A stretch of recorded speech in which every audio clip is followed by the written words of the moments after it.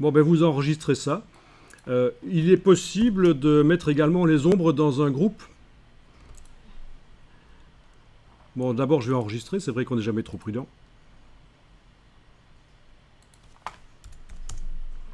Puis, clic majuscule clic, j'active les ombres, que je n'ai pas nommées ici. Parfois, quand je donne l'exercice, je nomme les ombres, patte avant droite, patte avant gauche, etc. Mais ici, ça va, on voit bien sur les vignettes. Vous avez aussi des grandes vignettes? Vous savez que c'est dans les options de tableau qu'on règle la taille des vignettes. Bon, les 4 calques sont activés, je clique sur le groupe, là, voilà. Je vais l'appeler ombre. L'autre groupe, je vais l'appeler chien, tiens, voilà.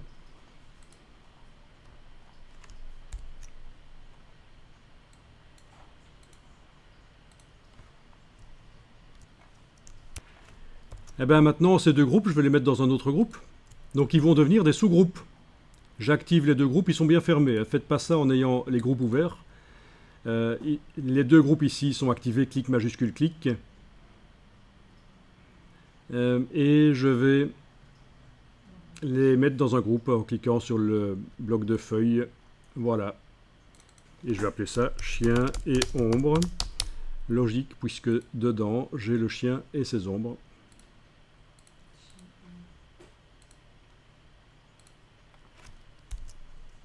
Et ça va être plus facile pour déplacer le chien vers une autre image.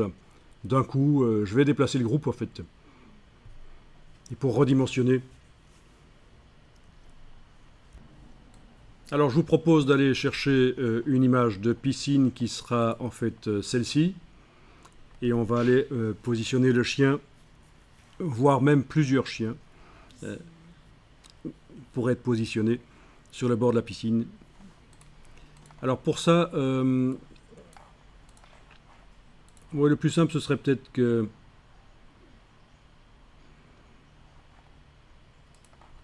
Faites comme ça en fait. Vous tapez ça dans Google. Et puis, parmi toutes les images qui apparaissent, à peu près la 30e, c'est celle-là. Il y en a d'autres qui conviendraient, hein, mais oui, il faut penser à l'angle de vue aussi. Il faut que l'angle de vue permette de bien intégrer le chien quand même. Hein. Donc, on va démarrer avec celle-là. Ça va? Pour trouver l'image? Ok, j'enregistre l'image.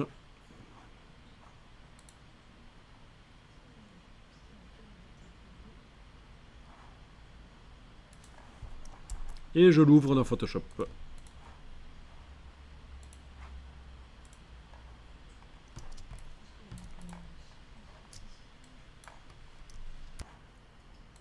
Alors, je fais édition, attribuer un profil sRGB. Dans ce cas-ci, voilà, ça corrige un peu les couleurs. En fait, ça les montre telles qu'elles devraient être.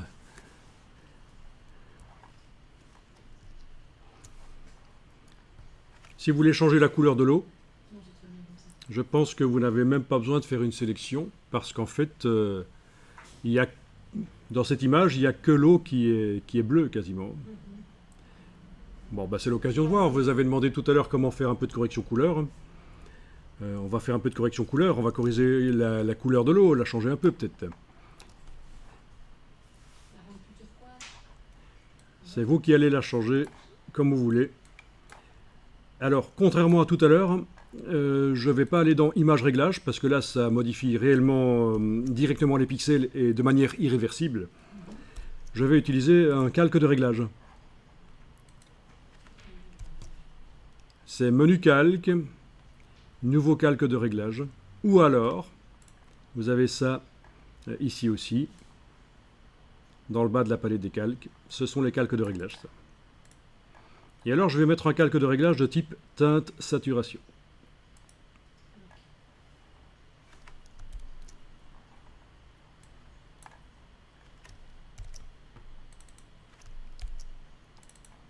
Alors, j'ai juste un petit problème ici sur mon écran. Le réglage n'apparaît pas sur l'écran. Est-ce que vous avez le réglage qui est apparu sur l'écran, vous? Ok, je vais aller chercher le menu fenêtre, propriétés. Ah, elles sont là en fait, les propriétés. Je vais les déplacer là, là, voilà, comme ça. Voilà, le panneau propriétés. Donc chaque fois que vous allez double-cliquer sur un calque de réglage sur la partie gauche, là, vous allez pouvoir modifier le réglage. Ça va modifier l'aspect des pixels, mais pas réellement les pixels d'origine en dessous, ils vont être préservés. Ça va juste modifier leur aspect dans la photo, c'est ça le principe. Est-ce qu'on n'avait pas utilisé ça déjà? Sur une photo pour... Non? Bon. Alors, vous avez le curseur teinte. Alors, je vous dis tout de suite, le curseur luminosité, n'y touchez pas parce que c'est pas génial. On y a touché un tout petit peu tout à l'heure, mais en général, on utilise un autre réglage pour modifier la luminosité. Par contre, il y a la saturation qui peut être modifiée. Il faut savoir que pour les photos qui montrent des personnages, ça va saturer la peau, ça va être pas génial. C'est pour ça qu'il y a un autre réglage pour saturer les images, sauf la peau. C'est ce qu'on appelle le réglage vibrance. Mais c'est autre chose. Hein. Mais ça, c'est intéressant aussi. On va pouvoir voir ça tout à l'heure. Le réglage vibrance que je vais noter.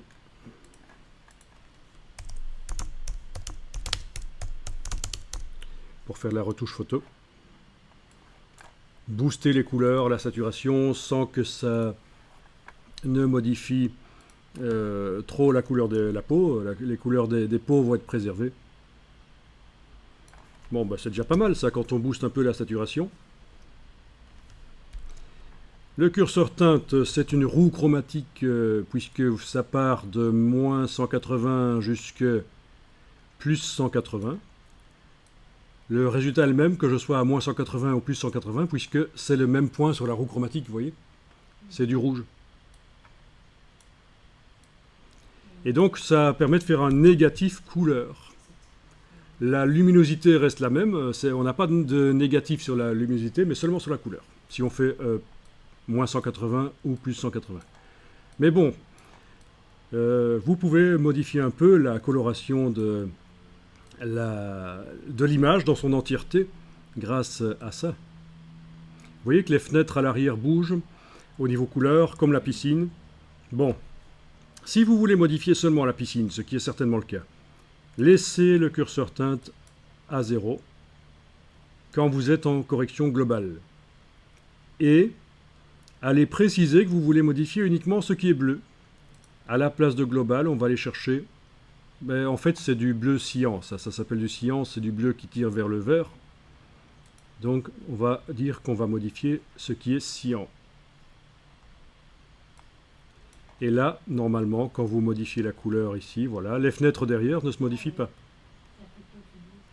Alors, quand on fait ce genre de choses, la correction couleur ciblée, vraiment, parfois, il faut, avant de faire ça, il faut faire une sélection. Mais dans ce cas-ci, on n'a pas dû en faire. Mais on va faire des tests où une sélection sera nécessaire pour arriver à faire ça. Vous avez aussi la saturation du bleu qui peut être modifiée. Oui, c'est assez marrant ça. Si vous voulez voir l'avant et après, c'est simple. Vous avez un œil ici en bas du réglage qui est le même œil que ce qu'on a en face du calque.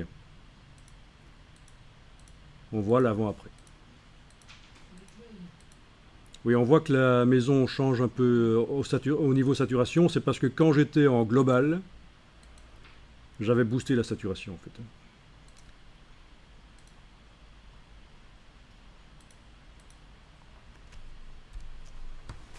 Amusant ça.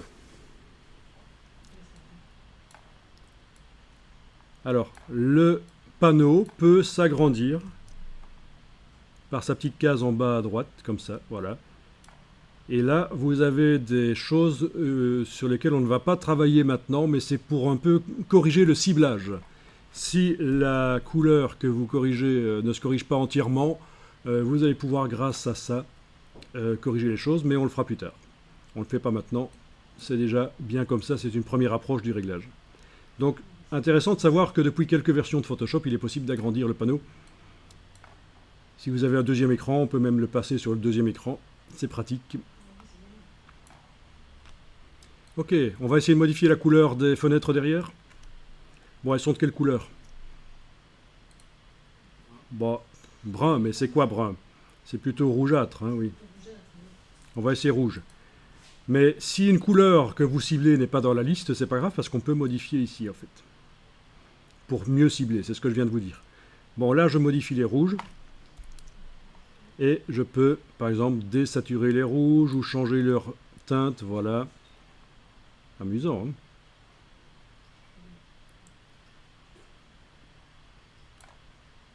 Désaturer. Donc là, ça modifie. Oui, ça modifie un peu le pavement, qui a du rouge. Il y a du rouge dans le pavement. Vous remarquez ça, hein? Si je transforme le rouge en vert, ben j'ai du verdâtre sur le pavement aussi.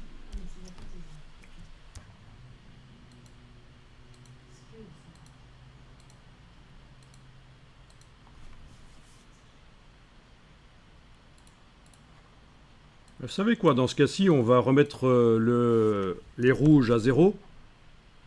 On ne va pas les modifier. Et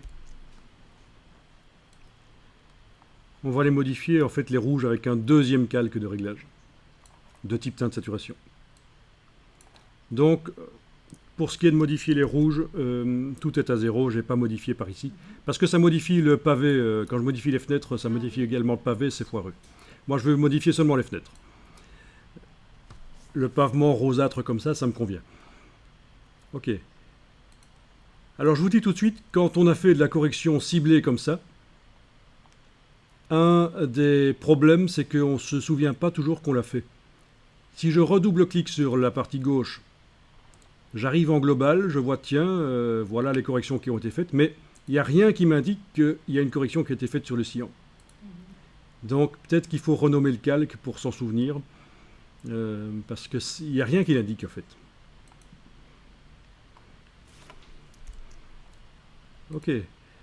Les calques de réglage, on peut les empiler dans la palette des calques, et chaque calque de réglage va agir sur l'image telle qu'elle apparaît en dessous en fait, hein, telle qu'elle est là maintenant.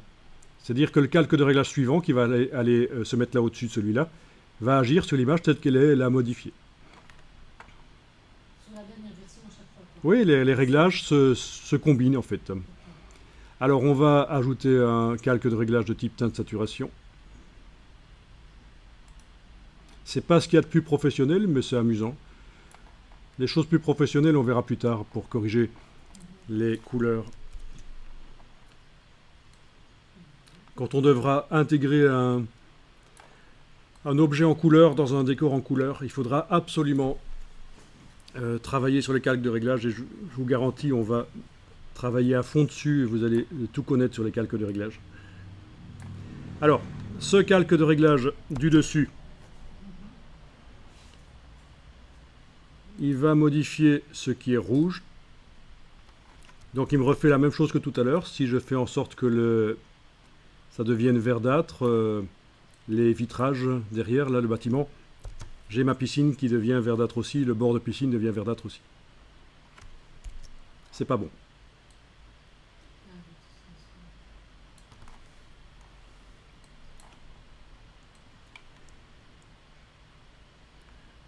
Bon bah écoutez, faites ça, modifiez quand même le vitrage derrière pour qu'il devienne la couleur que vous voulez, par exemple du vert, là c'est flagrant que c'est pas mal.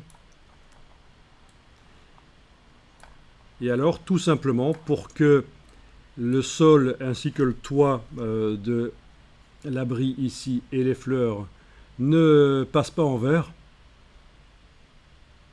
parce qu'il y a un mur rouge là qui passe en vert, eh bien je vais travailler dans le masque de fusion du calque de réglage. Là-dedans, qui est activé, je vais aller dessiner en noir au pinceau. Je prends le pinceau,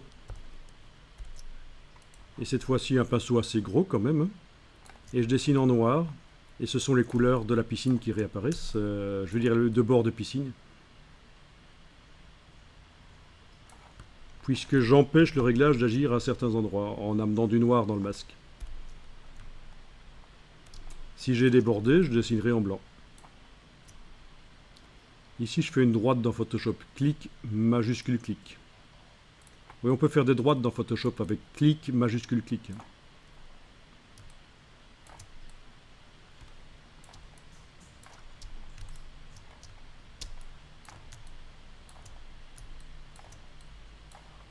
Clic, majuscule, clic.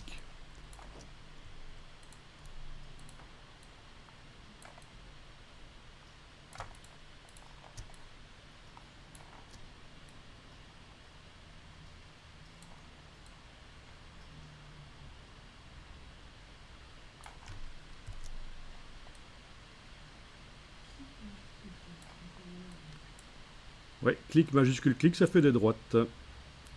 Il n'y a pas d'outil pour faire des droites, il est caché en fait. Faire des droites avec le pinceau.